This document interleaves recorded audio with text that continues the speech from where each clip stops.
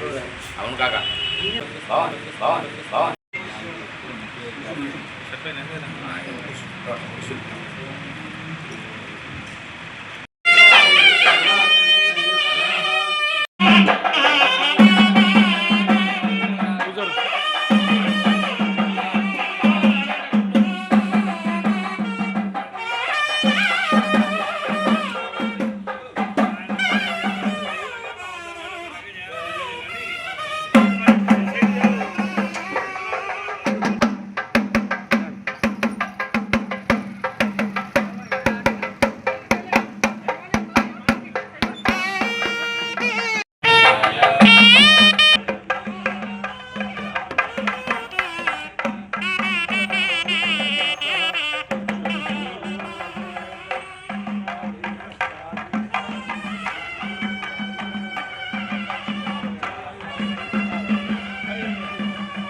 गर्भाभ्यां नमः श्रीरंभदेवदृष्टाभ्यां नमः श्री भवानशंकर पार्वती राजराजेश्वर महात्मामणे नमः शंकराचार्य परब्रह्मणे नमः इष्टदेवताभ्यो नमः कुलदेवता समस्त दुरितक्षयद्वारा वैवस्वतमनमन्धरे कलियुगे प्रथमपादे जम्बोद्वीपे भारतवर्षे भरतखण्डे मेरोर्धक्रालिभागे श्रीशैलाद्वार्यप्रदेशे कृष्णागोदावरीयोर्मध्यदेशे लक्ष्मी निवासगृहे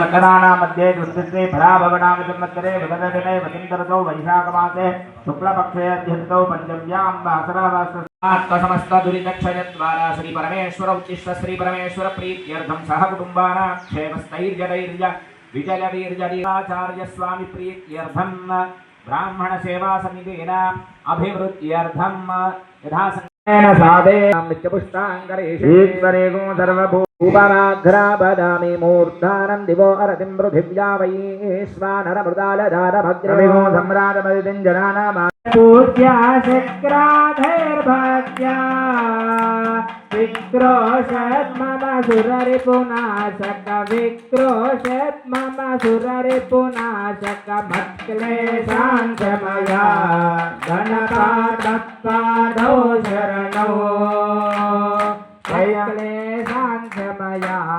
गणपादपादौ शरणौ जय जय गणनाथा भगवन् वीरतनुजाता जय जय गणनाथा भगवन् गिरिजातनुजाता गजवर मुखयुत शिवसुतनुत जन गजवर मुखयुत शिवसुतनुत जन परिपाल జయంతిని పురస్కరించుకొని అఖిల బ్రాహ్మణ సేవా సంఘం ఆధ్వర్యంలో బ్రాహ్మణ వీధిలోని తిరుమల తిరుపతి దేవస్థానం ధ్యాన మందిరంలో సాయంత్రం వేళ స్వామివారి యొక్క జయంతి ఉత్సవాలను, ఎందుకంటే భర్తృహరి సుభాష్ చంద్ర చెప్పినట్టుగా జయంతికి సుకృతనం అంటారు. అంటే కొందరు జయంతులే కానీ వర్ధంతులు ఉండాలి. అలాంటి మహానుభావుడు ఎంతోమంది భారత గడ్డపై పుట్టి ఈ వేద గర్భలో జన్మించి మరి సమాజాన్ని ఒక సన్మార్గంలో నడిపించినారు. అటువంటి మహనీయుల యొక్క మధ్యస్మృతులను గుర్తు చేసుకుంటూ ఈ యొక్క కార్యక్రమాన్ని ప్రారంభించారు. గురువు అంటే మన పెద్దవాళ్ళు చెప్తారు, గురువు అంటే రెండు అక్షరాలే, దుఃఖారో అంధకారో స్థూలుకారో నిరోధకాలి. అంటే అజ్ఞాన అంధకారాన్ని తొలగించేవారే గురువు అనేటువంటి అర్థం. పరంపరగా సదాశివ సమారంభం శంకరాచార్య మధ్యమం అస్మదాచార్య పర్యంతం వందే గురు పరంపర. ఆ విధంగా ఆ గురువుల యొక్క పరంపరలో భాగంగా ఈరోజు మనం ఈ శంకరాచార్యుల వారి జయంతిని నిర్వహించుకుంటాం. మన అఖిల బ్రాహ్మణ సేవా సంఘం సభాపతి విశ్వనాథ శర్మ గారు దీని గురించి ఆధ్వర్యంలో ఈరోజు జగద్గురు అయిన శ్రీ శ్రీ శ్రీ శంకరాచార్యుల యొక్క జయంతిని పురస్కరించుకొని తిరుపతి దేవస్థానం వారికి నియమించబడిన భజన మండలిలో ఈ యొక్క కార్యక్రమం చేపట్టడం జరుగుతుంది. హైందవ సమాజంలో ఆనాటి కాలంలో అనేక మతాలు, అనేక కులాల మధ్య చిత్రవద్దన నాటి పరిస్థితులలో హిందూ సమాజాన్ని అంతటినీ ఏకతాటిపై తీసుకొచ్చి హిందూ సమాజం యొక్క వైభవాన్ని ప్రపంచానికి హిందూ సమాజం యొక్క జాగృతిని చేయాలనే దృఢ సంకల్పంతో ఆసేటి హిమాచలం పాదయాత్ర చేపట్టి ఎందరో గొప్ప గొప్ప వారిను తన యొక్క తర్కవేదంతో ఓడించి హైందవ సమాజానికి నిలబెట్టడం జరిగింది. ఈనాటి కాలంలో ప్రస్తుత కాలంలో జరుగుతున్న బ్రాహ్మణుల మీద దాడి చాలా చాలా ఖండించాల్సిన విషయం. ఆనాటిగానే దేవదులైన శంకరాచార్యులు చందాలలో పరమేశ్వరుని గావించుకొని సాష్టాంగ ప్రమాణం చేసినాడు. మహాగణపతయే నమః, మహాసరస్వత్యై నమః.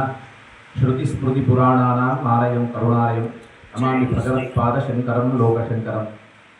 సాక్షాత్తు ధర్మానికి హాని కలిగినప్పుడు భగవంతుడు తనంతట తానే అవతరిస్తానని చెప్పేసి వరాలు ఇచ్చినటువంటి శంకరుడు కలికాలం ప్రవేశించగానే ధర్మానికి హాని కలుగుతుంది అని చెప్పి తానే కైలాస శంకరుడు కాలడి శంకరుడై ఈ రోజున వైశాఖ మాసంలో శుక్లపక్షంలో పంచమి తిథి రోజున ఆరుద్ర నక్షత్రంలో సూర్యుడు మేషరాశిలో ఉచ్చస్థితిలో, శని తులారాశిలో ఉచ్చస్థితిలో, అంగారకుడు మకర రాశిలో ఉచ్చస్థితిలో ఉన్నప్పుడు జన్మించినాడు అని చెప్పి మనకు శంకర విజయం తెలుపుతుంది.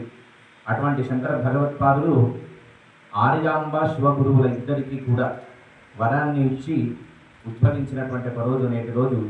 తాను జన్మించగానే 3 ఏళ్ల వయసులోనే వేద పురాణ ఇతిహాస శృతి పురాణాలన్నీ నేర్చుకున్నాడు అని, 5 ఏళ్ల వయస్సులో భిక్షాటనకు బయలుదేరితే ఏమీ ఇవ్వన నామము సన్యాసాశ్రమం తీసుకున్నాక పెట్టుకునేటువంటి ఒక నామము వేరే వేరే పేర్లు పెట్టారు. కానీ శంకరులకి గురువులైనటువంటి ఒక వారు శంకర అని మాత్రమే ఉంచి దానికి పాదాచార్య అనేది ఒకటి ఏర్పాటు చేసినారు. అటువంటి శంకర భగవత్పాదుల యొక్క జన్మదినాన్ని పురస్కరించుకొని అఖిల బ్రాహ్మణ సేవా సంఘం అందరూ కలిసి ఏకీకృతమై శంకర భగవత్పాదుల యొక్క దివ్య అష్టోత్తర శతనామార్చన పూర్వక పూజా కార్యక్రమాన్ని ఇక్కడ సాయంకాలం పూట అందరము కలిసి చేసుకుంటే శంకరుని యొక్క కృప అందరిపైన ఉంటుంది అని చెప్పి ఈనాడు ఈ శంకర జయంతి ఉత్సవాన్ని ఏర్పాటు చేయడం జరిగింది. పాల్గొన్న వారికి, చూసిన వారికి, చూపిస్తున్న వారికి ఆదిశంకర భగవత్పాదుల యొక్క పరిపూర్ణ అనుగ్రహ విశేషము చేత ఆయురారోగ్య భోగభాగ్యాలు కలిగి మంచి ఉన్నతమైనటువంటి సనాతనమైనటువంటి ధర్మాన్ని నిలిపేటువంటి అవకాశాన్ని అందరికీ పరమాత్ముడు ఇవ్వాలని కోరుకుంటూ బ్రాహ్మణ సేవా సంఘానికి 4 మాటలు చెప్పే అవకాశం ఇచ్చినందుకు సేవా సంఘ సభ్యులందరికీ శతదా సహస్రదా వందనాలు తెలుపుతూ జై